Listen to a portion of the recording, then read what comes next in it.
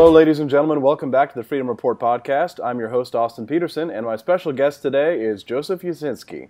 He's an associate professor at the University of Miami, and his new book, American Conspiracy Theories, analyzes why so many people believe in ideas such as the conspiracy theories involving JFK, 9/11, and walking on the moon. Professor, welcome to the show. Thank you for having me. So tell me, what inspired you to write this book? Well, if you go back maybe 5 or 6 years, you start to see this explosion of interest in conspiracy theories. And part of that was driven by fears that the government had been behind 9/11, and particularly at the time that Barack Obama, who was a candidate who really came out of nowhere, that he was part of some secret plot. Maybe he was born in some other country. Maybe he was a secret Muslim. But there were a lot of fears at that time because of those things, and that got scholars involved in the conversation, asking questions like, why are people believing these things? How do these beliefs transmit? So it was around 2010 when I first got into it. Why do you think so many Americans believe these theories? Because they're predisposed to believe that there are malevolent plots out there, and there isn't that much that we can do with it, or that much that we can do about it. I mean, one thing that experimental work tells us is that people who believe in conspiracy theories, doesn't matter what you throw at them, or what evidence you give them, or no matter how authoritative it is, people hold on to their beliefs. And that's not very different with conspiracy theories as it is from, say, their partisan beliefs or their issue positions that they take. People don't like beliefs and things like that, right? Yeah. Right. So, a lot of times what will happen is conspiracy theorists will turn around and they'll show you a conspiracy theory that turned out to be real. And you cited one famous American conspiracy theory, the one surrounding the creation of the Declaration of Independence. So some conspiracies, such as those and 9/11, are real. What do you say when confronted with that? Well, there are a lot of conspiracy theories out there, and I don't think anyone would make the case that they're all true. Some will eventually turn out to be true, and a lot won't. So saying that, oh, just because one was true means that another one is true, well, that's not really good evidence. And it's not a good method for finding truth. One time I debated publicly, participated in a debate with skeptics versus conspiracy theorists, and I was the skeptic. I was the one debating against a prominent conspiracy theorist in the community, and he believed every conspiracy. He believed JFK was a conspiracy, 9/11 was a conspiracy, vaccines are a conspiracy, fluoride is a conspiracy. It's all a conspiracy. Everything is a conspiracy. And to me, I went through and did a lot of debunking on things like vaccines and thimerosal and all that stuff. But here's the problem that I see. Last year, The Atlantic published some polling of the American people that they did, and it showed that they figured that around 12 million people in the United States think that lizard people run the country. 12 million people. How could 12 million people possibly believe in such craziness? I don't know if 12 million is the exact number. I've seen polling on this, and it's come in around 4%. But if you look at it with a margin of error, it could be as little as close to 0% or as much as 7%. I'd probably say that some people jokingly answer these questions when it comes to the lizard people. Because I have not come across anyone who has ever been involved with that belief. You need to come hang out at some of my meetups. So, I'm a libertarian activist, and a lot. We're sort of a fringe ideology right now that's a bit ascendant on the right. And you talk about how sometimes I get down because I think, oh my gosh, so we libertarians we're rife with paranoid conspiracy theorists, and I get a little upset. But you say that conspiracy theorists aren't really just an affliction of the right; they happen on the left too. And do they happen in equal numbers? Can you tell us a little bit about that? Yeah, for the most part, what we go after in the book is trying to look at the disposition that people have towards believing in conspiracy theories. So the outcome of that disposition is that you would believe in, or be more or less likely to believe in, specific conspiracy theories. So think of it as if you're a Republican. If I'm a Republican, then I'm going to believe in most Republican issues. I'm going to like the NRA. I'm going to like lower taxes. But most of those specific issue positions are an outcome of my underlying Republicanism. So just the same way that people's specific conspiracy theories are the product of their underlying um, predisposition towards conspiracism. So if you're very conspiratorial, then you're going to be very likely to believe in more conspiracy theories. If you're less conspiratorial, then you're going to be less likely to believe in conspiracy theories.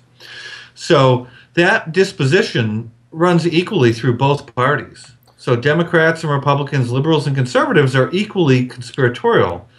And when we ask them more specific questions like who do you think is conspiring against us, they're equally likely to say somebody is conspiring against them, just they point the fingers in different directions. The Republicans say it's the communists and the Democrats who are out to get us, and the people on the right say it's corporations and Republicans who are out to get us. So I'll give you one example. For people who were identifying as Democrats, more than half said the corporations were conspiring against us. And that kind of sums up, the ideology on the left, that they believe that businesses don't treat people fairly, they're out to get them, and therefore we have to do more regulation of business.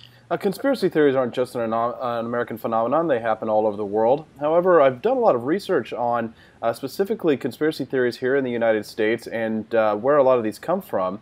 And one of the problems that I have when I'm doing research on this and trying to educate the American people on this is that a lot of conspiracy theories in the United States actually seem to be the result of actual conspiracies by foreign intelligence agencies. During the Cold War period, for example, there was a release of an archive by a KGB general by the name of Mitrochkin. And they found in his archives that the KGB was involved in what they called quote-unquote active measures, which was after an exhaustive research of the American people. They found that not only are American people very prone to believe in religion and God, they're very prone to believe in conspiracy theories. And the KGB actually inserted items into the American zeitgeist in order to sort of undermine our democracy. One of these conspiracy theories that they sowed was that JFK was connected to a known CIA agent in Dealey Plaza in Dallas. So do you talk at all about how some of these conspiracy theories are actual conspiracies by foreign intelligence agencies? Not in the book we don't, but what you say is absolutely true, is that, and there are other examples, like the idea that AIDS was spread here by the government with the intention of killing black people or gay people. Right. And that also came out of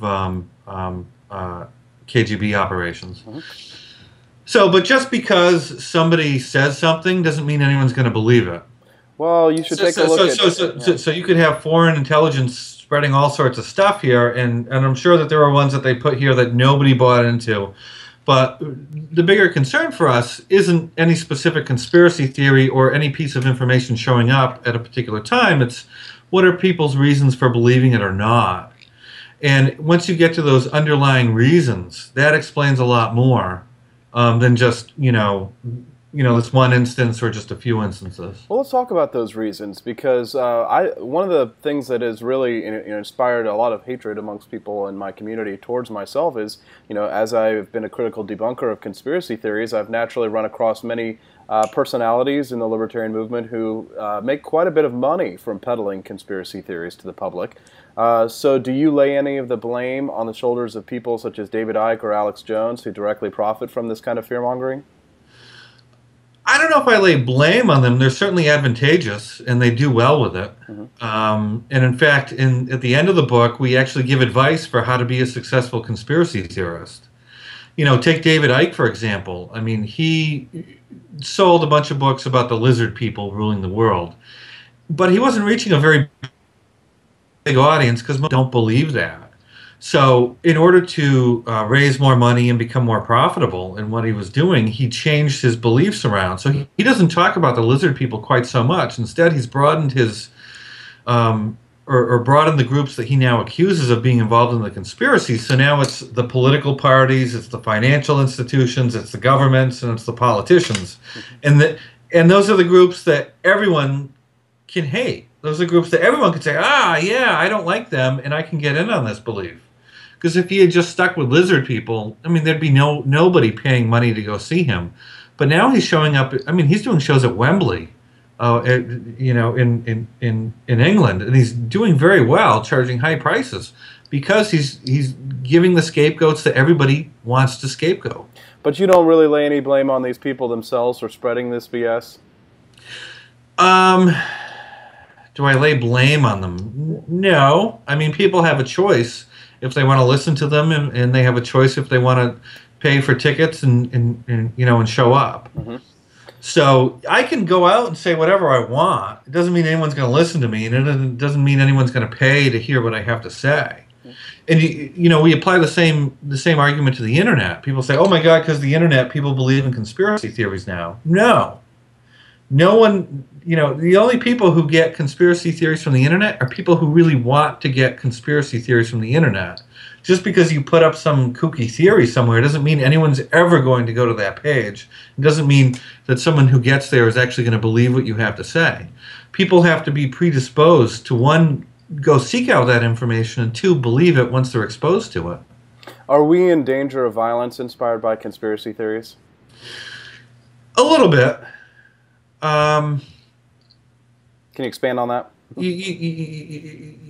I wish I would be able to tell you that there's going to be violence coming X day from group X. I don't have that information, and I wish I did. But I guess what I would say is this, that those who are most in danger are probably already most protected, and that those who go after groups that are the least protected are those who don't go very far with their beliefs.